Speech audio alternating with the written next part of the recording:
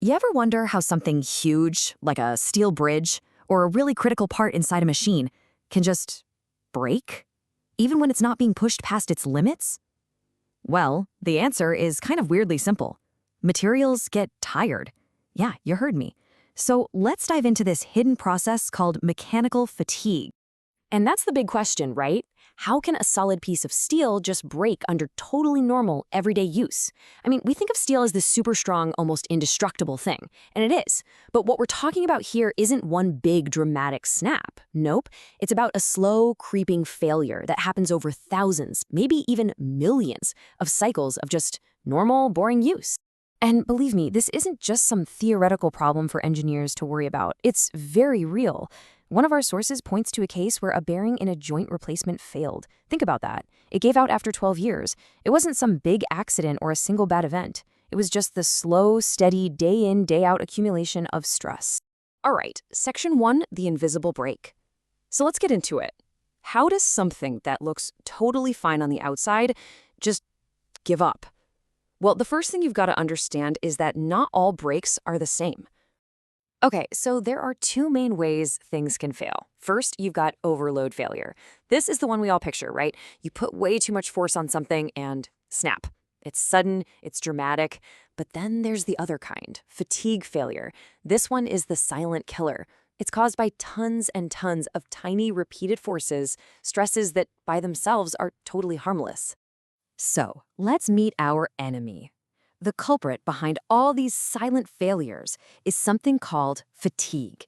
And let me tell you, it's one of the absolute biggest headaches for engineers everywhere. So what is fatigue? It's basically a material getting weaker because of repeated loads.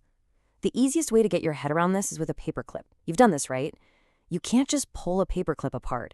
But if you bend it back and forth in the same spot, eventually it just snaps. Super easy. Each one of those bends is a cycle, and that's the essence of fatigue. And here's what makes this whole thing so incredibly dangerous. For almost the entire life of a part, we're talking like 99% of its lifespan, it looks perfectly fine, flawless even. But underneath the surface, all this damage is happening at a microscopic level. It's totally invisible, just growing and growing until it's way too late. All right, section 3, anatomy of a failure. So how does this tiny, invisible damage eventually lead to a massive, catastrophic break? Let's walk through the playbook of how fatigue gets the job done. It all starts with something called cyclic loading. The best way to picture this is to think about waves crashing against a cliff. One single wave does basically nothing, but millions of them, over decades, they can literally carve away the rock. In a machine, those waves are things like vibrations, spinning parts, or any kind of repeated pushing and pulling. So this whole process pretty much happens in 3 stages. Step 1 is crack initiation. A teeny tiny microscopic crack gets started, usually at a stress point like a sharp corner or some tiny flaw in the material. Then step 2, crack propagation. With every single cycle of stress, every vibration, every rotation, that tiny crack grows, just a little bit bigger each time. And finally, step 3 is ultimate failure. The crack gets so big that the material left just can't handle the load anymore, and bam, it breaks. Suddenly and without warning. Okay, onto the engineer's toolkit. So it's one thing to understand how this happens, but how do engineers actually stop it? Well, they basically become forensic detectives, using a whole arsenal of advanced tools to study and, more importantly, predict fatigue. And trust me, this is a very serious science. Engineers are using everything in the book. We're talking stress analysis, fracture mechanics.